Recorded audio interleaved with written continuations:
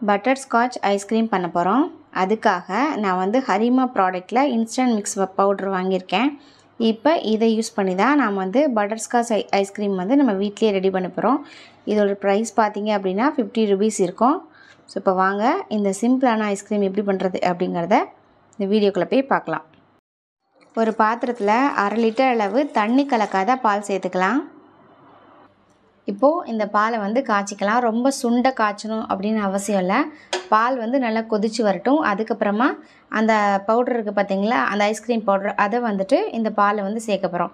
இப்போ பால் வந்து கொதித்து வரட்டும். இந்த பவுட்ரு வந்துட்டு 100 கிராம் இருக்கும். இந்த 100 கிராம் அளவு இந்த ஐஸ்கிரீம் மிக்ஸ் பவுட்ருக்கு 1/2 லிட்டர் பால் வந்து கரெக்டாக இருக்கும். ஸோ அதை தாண்டி அதிகமாக ஊற்றிட வேண்டாம்.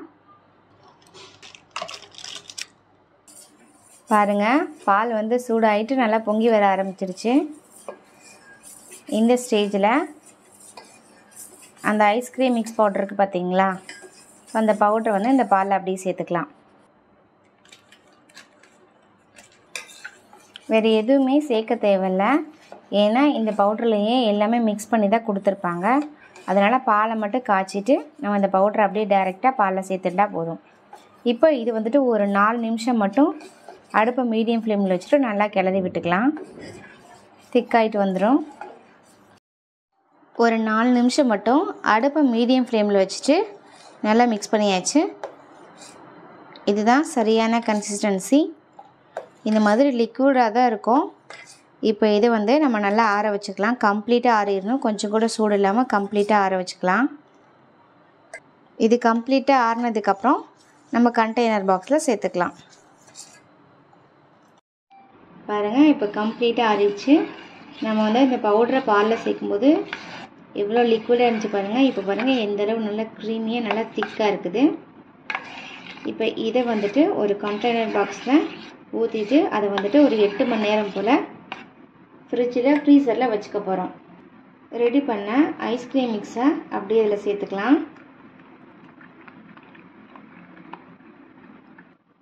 இப்போ இதை க்ளோஸ் பண்ணி 8 மணி நேரம் போல் ஃப்ரீசரில் வச்சுக்கலாம். பட்டர் ஸ்காட்ச் ஐஸ்கிரீமில் ஆட் பண்ணுறதுக்காக நான் வந்து கேரமல் நட்ஸ் வந்து ரெடி பண்ண போகிறேன். அதுக்காக நான் வறுத்த நிலக்கடலை கொஞ்சமும், அதுக்கப்புறமேட்டுக்கு முந்திரியும் பாதாமும் சேர்த்து ஒரு 1/4 கப் அளவு எடுத்து வச்சுருக்கேன். இப்போ இதை ரெண்டத்தையுமே மிக்ஸ் ஜாரில் சேர்த்து கொரப்பாக அரைச்சிட்டு வந்துக்கலாம்.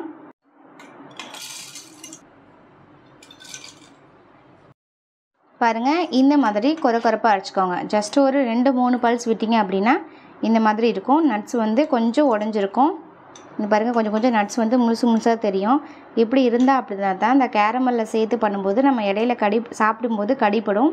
அப்போது வந்துட்டு நல்லா டேஸ்டியாக இருக்கும். அதனால் இந்த மாதிரி அரைச்சிக்கோங்க. கேரமல் ரெடி பண்ணுறதுக்கு 1/2 கப் அளவு சுகர் எடுத்திருக்கேன். இப்போ இதை வந்துட்டு ஒரு பாத்திரத்தில் நல்லா ஹீட் பண்ணி அதை சுகர் சேர்த்து நல்லா மெல்ட் பண்ணிக்கலாம். கேரமல் ரெடி பண்ணுறதுக்கு ஒரு பாத்திரம் வச்சுக்கோங்க. இப்போ பாத்திரம் வந்து நல்லா சூடாயிடுச்சு. இப்போ இதில் வந்து நம்ம எடுத்து வச்சுருந்த சுகரை வந்து சேர்த்துக்கலாம். சேர்த்துட்டு அடுப்பு வந்து மீடியம் டு லோ ஃப்ளேம் வச்சுட்டு அப்படியே கிளறி விட்டுகிட்டே இருக்கலாம். இந்த சுகர் வந்து நல்லா மெல்ட் ஆகிட்டு நமக்கு கேரமல் கிடைக்கும். சுகர் அப்படியே கரைஞ்சி நல்லா மெல்ட் ஆகிட்டு வருது. பாருங்கள், கேரமல் சூப்பராகவே ரெடி ஆகுது. இந்த மாதிரி கொஞ்சமாக தெரிகிற அந்த சுகர் கட்டிகளும் இல்லாமல் சுத்தமாக கரைஞ்சி போகணும். அடுப்பு லோ ஃப்ளேம் வச்சுட்டு நல்லா கிளறி பாருங்கள், சூப்பராகவே மெல்ட் ஆகிடுச்சு. இப்போ இதில் வந்து கொஞ்சம் பட்டர் சேர்த்துக்கலாம்.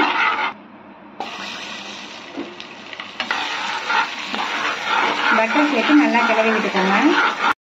அவ்வளோதான், ரெடி ஆயிடுச்சு. இப்போ இதில் வந்து நட்ஸ் சேர்த்து நல்லா கிளறி விட்டுட்டு ஒரு பாத்திரத்தில் பட்டர் தடவி எடுத்து வச்சுருக்கேன். அதில் அப்படியே இதை வந்து ஊற்றிடணும். சூட்டோடையே டக்குன்னு ஊற்றிடணும், இல்லாட்டி அப்படியே பாத்திரத்துலேயே பிடிச்சிக்கும்.